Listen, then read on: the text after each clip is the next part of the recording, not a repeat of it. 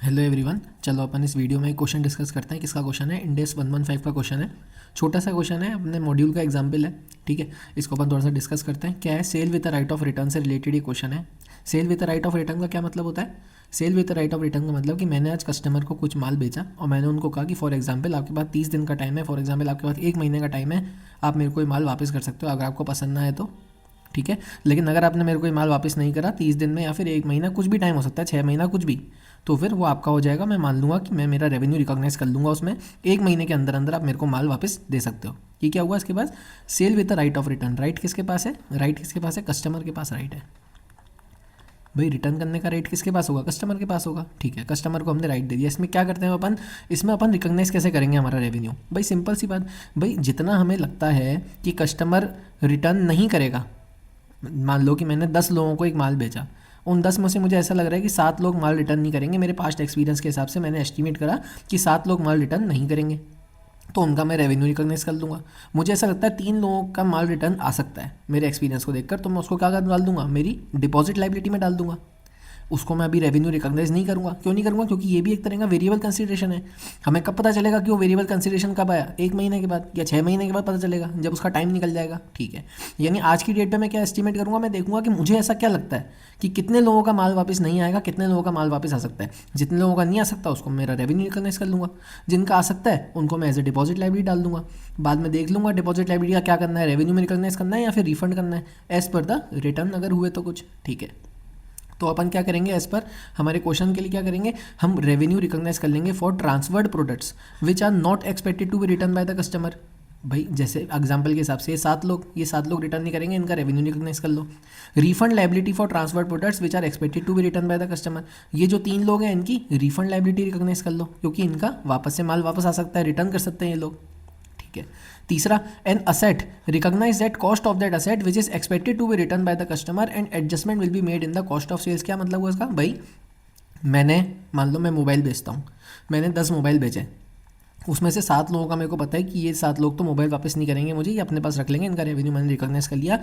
3 लोग का मेरे को लग रहा है कि रेवेन्यू ये मेरे को वापस दे सकते हैं मोबाइल, यानी वो मोबाइल वापस से मेरे स्टॉक में आ जाएगा। भाई वो मेरा वापस से स्टॉक बन जाएगा, उसको मैं आगे भी तो बेचूंगा फिर किसी और को, वो तो मेरे पास वापस आ गया। तो मैं उसको एज एन असेट रिकॉग्नाइज कर लूँगा, जैसे मेरा स्टॉक या मेरी इन्वेंट्री के रूप में। P&L से उसका एडजस्टमेंट होगा, यानी कॉस्ट ऑफ सेल से उसका एडजस्टमेंट होगा। ठीक है, यानी क्या होगा? इन्वेंट्री रिकॉग्नाइज होगी तो inventory account debit, stock account debit to cost of sales या फिर P&L। समझ में आ गई आपको बात? ठीक है, आ गई। चौथी बात, रीस्टॉकिंग फ़ी।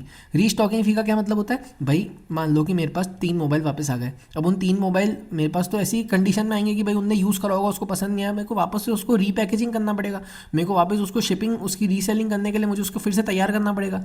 उसकी एक रीस्टॉकिंग फ़ी मैं किससे लूँगा? कस्टमर से लूँगा एज एन कंपनसेशन। तो मेरा क्या होगा? रेवेन्यू होगा।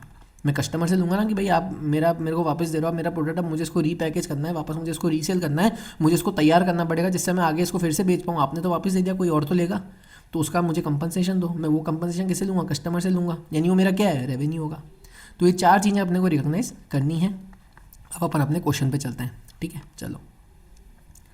N entity enters into a contract, ये एज एन एग्जाम्पल है तो इसी में पूरा आंसर लिखा हुआ है वैसे, लेकिन अपन ने सोल्यूशन भी नीचे करा है, वो मैं आपको उससे बताऊंगा।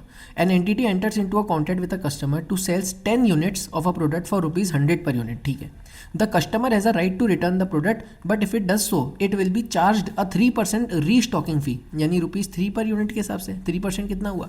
100 का 3% ₹3। रीस्टॉकिंग फी वो लेगा उनसे, यानी एज अ रेवेन्यू लेगा।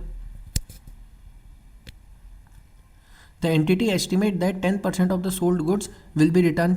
एंटिटी ने क्या सोचा कि 10% रिटर्न होंगे गुड्स, यानी 10 का 10% कितना हुआ? 1 यूनिट। 10 यूनिट्स का 10% कितना हुआ? 10 यूनिट्स का 10%। वन यूनिट रिटर्न होगा एंटिटी को, ऐसा करें, यानी 9 यूनिट्स का रेवेन्यू एंटिटी रिकॉग्नाइज कर लेगी। ठीक है, upon transfer of control of 10 product the entity will recognise. चलो ये तो आपका आंसर आ गया, अपन आंसर से पार्ट पढ़ते हैं। यानी अभी तक यहाँ पे अपने को क्या समझ आया कि अपन ने 10 यूनिट्स बेचे, उसमें से हमें ऐसा लग रहा है कि 1 यूनिट वापस आ सकता है हमारे पास 10%, क्योंकि 10 यूनिट्स का 10% 1 यूनिट, यानी 1 यूनिट हमारे पास रिटर्न आ सकती है। 9 यूनिट्स का हम रेवेन्यू रिकॉग्नाइज कर लेंगे, और वो जो 1 यूनिट हमारे पास आएगा उससे रिलेटेड हम ₹3 की रीस्टॉकिंग फी कस्टमर से लेंगे एज अ कंपनसेशन। ठीक है, चलो अपन अब आंसर देख लेते हैं। छोटा सा क्वेश्चन है, कुछ भी नहीं है इसमें, ये आ गया। तो रेवेन्यू कितने का रिकॉग्नाइज हो जाएगा? 9 यूनिट इंटू ₹100, 900 900 का। रिफंड लाइबिलिटी कितने की आ जाएगी, 1 यूनिट इंटू ₹100 की रिफंड लाइबिलिटी आ जाएगी। ये कौन सी है, ये उसकी है जो हमें रिटर्न मिल सकता है वापस। तो हमें उसका जो रेवेन्यू हमको आज पैसा मिला है वो हमें उसको रिपोर्ट करना, रिफंड करना पड़ेगा। यानी इसमें क्या एंट्री होगी, deposit liability to bank. Bank मतलब मैं पैसा दे रहा हूँ कस्टमर को वापस।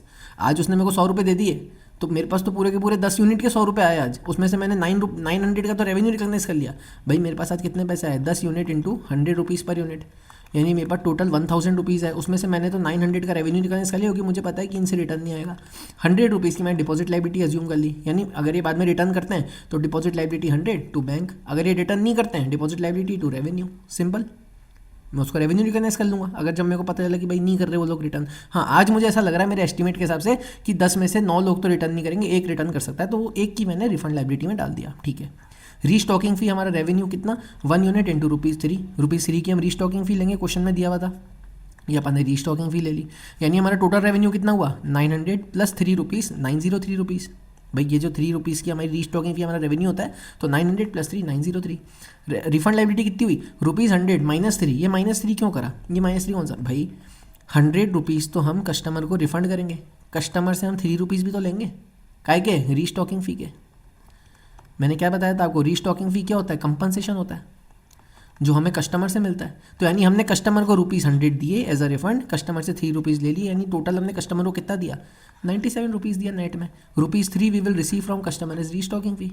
तो ये छोटा सा क्वेश्चन था अपना, समझ में आया होगा मैं आपको उम्मीद कर रहा हूँ। ठीक है, sale with the right of return का क्वेश्चन था। एक क्वेश्चन और है इस चीज़ का, वो अपन ने ऑलरेडी यूट्यूब पर डला हुआ है, इससे पहले डल जाएगा वो। Thank you so much, support कीजिएगा, सब्सक्राइब कीजिएगा। ये PDF आपको टेलीग्राम चैनल से मिल जाएगी, उसको ज्वाइन करके रख लीजिएगा। Thank you so much.